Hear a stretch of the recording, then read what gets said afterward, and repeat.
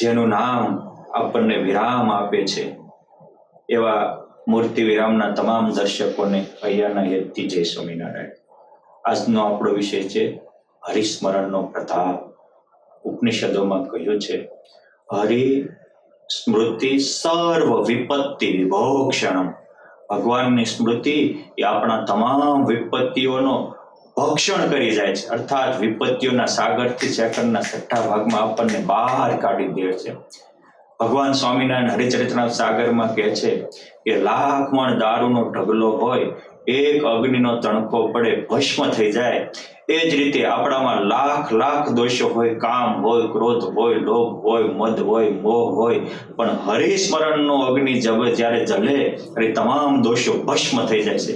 માટે ગમે ત્યારે જ્યારે દોષોના આવેગ આવે ત્યારે ઊંચા સ્વરે ભગવાનનું નામ પોકારવું. સ્વામિનારાયણ સ્વામિનારાયણ, ગોપાળાનંદ સ્વામી, મુક્તાનંદ સ્વામી, ગુણાતીતાનંદ સ્વામી, નિત્યાનંદ સ્વામી, માનુભાવાનંદ સ્વામી, બ્રહ્માનંદ સ્વામી, આવા મુક્તો અને મહારાજની સ્મૃતિ એ આપણા ભાગ્યના દ્વાર ખોલી દે છે.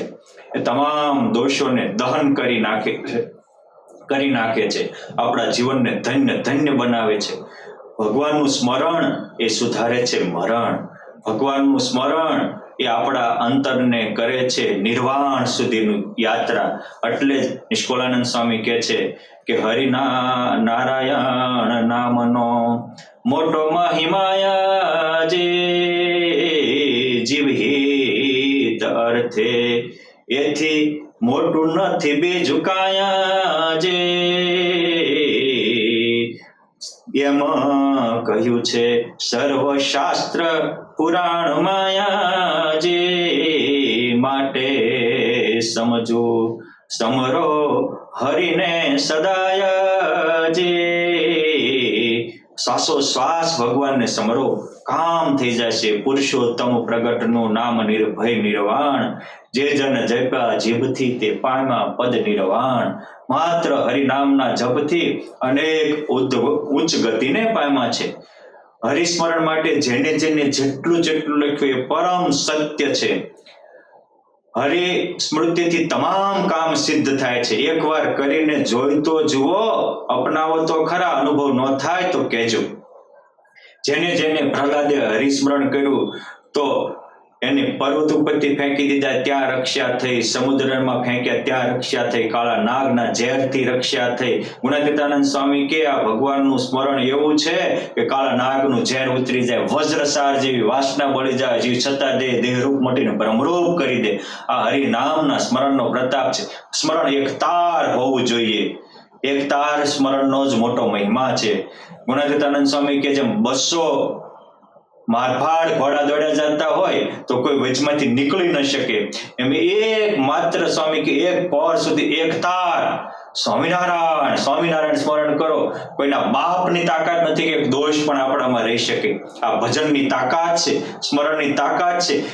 જે મહાન બન્યા એ બધા જ ભગવાનના સ્મરણ ભજનની તાકાતથી મહાન બન્યા છે. હનુમાનજી પણ રોમ રોમ રામ રામ રટીને આજ બોલે ને બ્રહ્માંડો ડોલાવે એવા તાકાતવાન બન્યા છે. ગોપાળાનંદ સ્વામી પણ અખંડ ભગવાનનું સ્મરણ કરીને ભગવાનની જેમ જેવું ચિંતવે જે વારે થાય તેવાનું તેવું તે વારે એવા સમર્થ બન્યા છે.